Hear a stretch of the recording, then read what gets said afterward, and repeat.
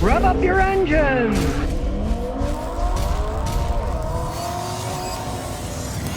All right, today we're going to talk about a brand new Subaru. It is a Forester, and it's the fancy edition. Now, why would somebody buy a Subaru? This guy loves Subarus. This is his fourth one. He's got one that's got over 300,000 miles. He knows what he's getting into. He skis, right? So he likes the all-wheel drive to go up. And kind of an interesting sidebar of this whole video is, being a 2023, this has a CVT transmission in it. It's all-wheel drive, but it's a CVT. It's his first CVT. His other Subarus are all manual transmissions. One's got 300-something thousand miles. Still the original tranny, right? And guess what he does when he goes skiing? He doesn't bring his new one. He brings his old one with 300,000 miles and a manual transmission, so he'll never get stuck in the snow. He admits sometimes when it's cold, transmission's a little bit on the squirrely side, the CVT, until it warms up. It takes getting used to. This is a brand new one. Let's say you're looking at a used one. There are many years you should avoid. He's got an 06, he had to put an engine in it. He tried fixing it, but then it didn't go out too well. Got about 100 miles, the engine blew up. So he went and bought one of those Japanese engines from Japan for a couple grand. Put that in and it's working perfectly fine. So far, they haven't really had any particular problems. Four-cylinder boxers, and yes, the vehicle is made in Japan, which is what you want. It does not have a turbocharger on it, which is what you want. You do not want to buy a Subaru with a 6-cylinder engine. The terrible engines, they have all kinds of problems. These are good engines. The only downfall is, generally, eventually, as they get older, they leak oil because it doesn't use gaskets on some of the parts of the heads. They use glue, silicone glue, and then the glue eventually dries up and leaks. Then you gotta pull the engine out, change. It's kind of a pain in the butt. But that isn't until it has 100,000 or 200,000 miles on it. Now you can see it's a really nice SUV. And one of the reasons people buy these Subarus, especially the Foresters, has to do with price. He's leasing this, and it's $550 a month. Not bad for what you get. It's a loaded one. They start at $27, but loaded like this, it would have been $34,000, and it's all-wheel drive. I had a customer who also bought one of these last year, and I said, why don't you buy a Toyota RAV4? And he said, I was going to, but it was $15,000 more than the Subaru was because it was all-wheel drive RAV4 he wanted. You can get the front-wheel drive ones cheaper. You know, Subaru only offers all-wheel drive. So if you want an all-wheel drive vehicle in an SUV this size, he's got $300,000 on one. They had to change an engine. He's got $200,000 on another one that he still got. They can last if you take care of them, right? If you're like another one of my customers that came over the other day, I said, why are you buying a Subaru? He said, well, this is my fourth one. He says, I always keep my cars less than 100,000 miles. So he doesn't care that maybe the RAV4 will go 400,000 or 500,000 miles and the Subaru might not make it that far. But he doesn't care because he's going to get rid of the thing before it's got 100,000 miles on it. Pretty comparable, you know? Lots of space inside. And you can hear, made in Japan. Listen to that quality. Those are solid doors. They're heavy doors. They're not chintzy. And sure, Toyota all-wheel drive systems are pretty bulletproof, but Subaru beat them to the punch. They were making all-wheel drive vehicles long before Toyota was. All their models except one are all-wheel drive. I've never seen an all-wheel drive system break down on a Subaru unless they'd been in a massive rollover wreck and everything got bent. That's not the car's fault, right? So that system is dependable. The Toyota CVTs are much superior to these. The new Toyota CVTs with launch gear and stuff. If you're an automatic fan, maybe you'd pay a little bit more. Then again, he's leasing this thing. So he's got 3 years to decide what he's gonna do. Certainly it's not gonna break, and if it does, it's under warranty. It's not his problem. He doesn't own the car, right? There's absolutely nothing wrong with getting one of these for the price that you pay. And of course, doubly so if you're buying a used one. Used RAV4s, hey, a few years ago, they were going for more money than brand new ones. That's Subarus aren't that way. You can get good prices on used ones. A guy buy a used one, he paid like $4,500 for one with 100,000 miles. Now he's got 200,000 miles. It's still running. The engine and tranny, yeah, the engine burns a little bit of oil, but it still runs and the tranny still shifts fine. So you can save a lot of money buying one of these if you're not a fanatic who maybe you live in some yuppie neighborhood and everybody's got to have a RAV4 and you got to join the Joneses, right, and keep up with the Smiths. Well, if you don't care, Subarus always did start out as kind of a niche car for the ski crowd, and now they're kind of a niche car for people who want an SUV that they can have a lot of fun with. They don't want to pay as much money, and I don't blame them either. Now we'll take a look inside. Push button, start. Not a big fan. Starts right up, of course, and it has electric parking. Not a big fan, but it's got all kinds of electronic gadgets you can fiddle with. It has a nice dash built in. We're not dealing with a Toyota ugly RAV4 sticking up in the air screen. As a matter of fact, I had a customer buy one of these because of the screen. He said, well, I didn't like the 15 grand more for the RAV4 to begin with, but when it's all that ugly screen, he said, that's a deal breaker. And then he left the Toyota dealer, went to a Subaru and bought one of these.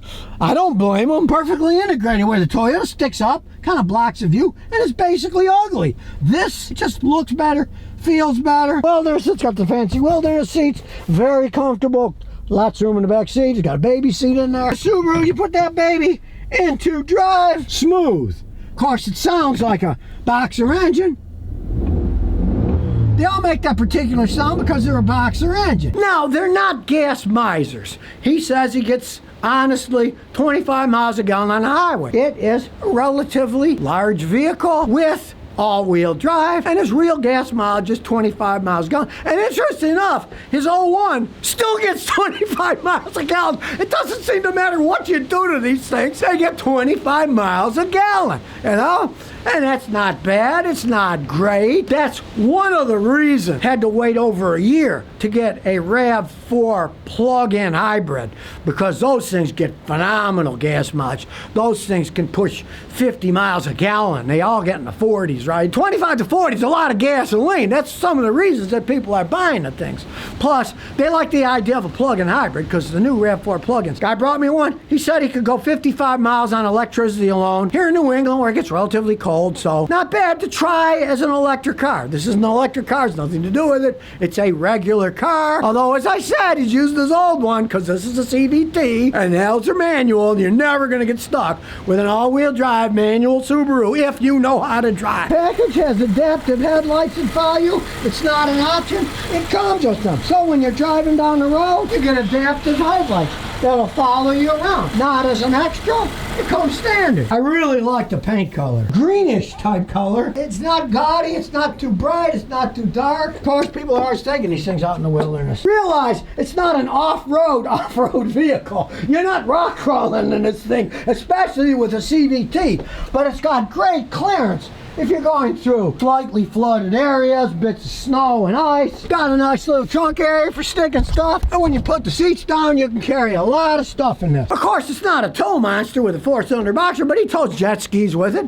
Has no problems at all pulling it around. Now, it probably feels a little bit funky with that CVT transmission, which he's shaking his head. Yes, it does, you know. But at least it's not like that Tesla the other day that the woman backed up the jet skis into the water and then something happened and it kept going and the Tesla sunk in the water and then started on fire because the salt water shorted out the lithium-ion battery. It's not a problem like that. It just feels a little funky taking the stuff in and out of the water. Automatic transmissions are bad enough pulling out of the water, and a CVT, it's not really designed for that. It'll get it in and out, but it'll feel weird too. So let's take it for a spin and see what it does. And you can see it's got a really nice high-definition backup camera. You can see all matrix and everything there. It has a nice backup camera with nice guidelines. Now watch, I'll run into my wife's car. Move up here, check it out. You got a front view camera too. So let's say you're driving around at night and you're having a hard time seeing because you're old like me. Guess what? You got a front camera. You'll be able to see things better. All right, I feel my butt getting warm. I said, it's got heat seaters, right? He says, yep, they're turned on. And they keep your butt nice and warm, I'll say that. You see, it does have that stupid stop-go feature. Well, what can you do? They're all going to that garbage. I don't like that. Just like I don't like the electric parking brake, but you can see you got nice sheer transmission, snow, dirt, snow, mud, normal. You're not going to get stuck in this thing. Although the manual transmission would still be better. Here we go. Give it gas. It's all-wheel drive. It's not slipping in the rain. Check that out. Nice ride in the rain. Well, that are serious drivers like these all-wheel drive systems because you can gun it in the rain and you're not going to slide all over the place. The traction control this thing has, an all-wheel drive. Subaru's been making them so long, you're not going to worry about sliding off the road because of road conditions. And here we go back, like I say, you floor it, it's not sliding in this rain. It's a very stable vehicle. Got plenty of get up and go. It doesn't need a turbo. And without a turbo, it's going to last a lot longer. Almost every single Subaru I ever worked on that had a turbo ended up blowing either the engine or the head gasket in the engine. So, a non-turbo, you want to pass people? Fine. And you can see it's warning us now that somebody's coming up. It's got all that assisting for driving so you don't whack into somebody. It's a new car, so it's still all working. It's a beautiful SUV. Carries a lot of stuff. Yeah, it only gets 25 miles a gallon, but I mean, hey, and on the highway, it is an SUV and it's all-wheel drive. And sure, Subarus had problems in the past, but the new ones definitely are better than the older ones were. If you're looking at a used one, do a lot of research.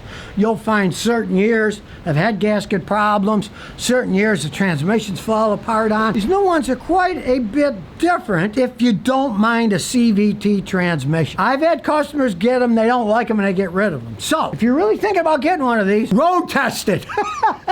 Take it for a good road test. Try to find a dealership that is near where there's hills and maybe highway overpasses where you gotta really get up and go. See if you like the way that it handles. Because if you don't like the way that it handles, you're not gonna be a happy camper.